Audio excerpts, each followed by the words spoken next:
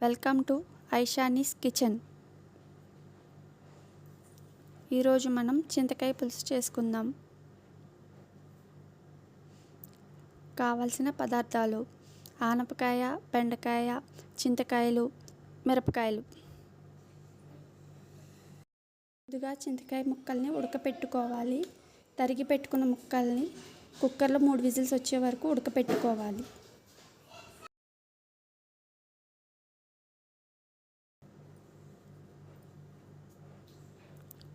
మరొక బౌల్లో నానబెట్టిన శనగపప్పు, ఆవాలు, జీలకర్ర మిక్సర్ జార్లో వేసుకుని గ్రైండ్ చేసుకుందాం.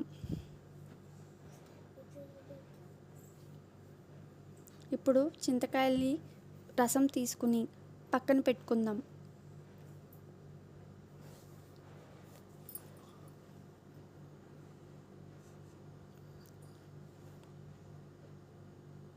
కుక్కర్ చల్లారిన తర్వాత ఉడకపెట్టుకున్న ముక్కల్ని తీసుకుని స్టవ్ ఆన్ చేసుకుని దాంట్లో చింతకాయ రసాన్ని వేసుకుని కలుపుకోవాలి. ముందుగా ప్రిపేర్ చేసుకున్న మసాలా మిశ్రమంలో కొద్దిగా ఉప్పు, నూనె వేసుకుని కలుపుకొని ఉడుకుతున్న ముక్కల్లో వేయాలి.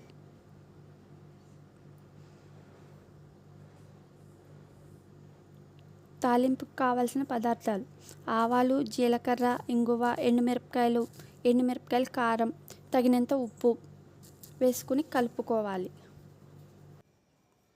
అంతే, చింతకాయ పులుసు రెడీ. Please like.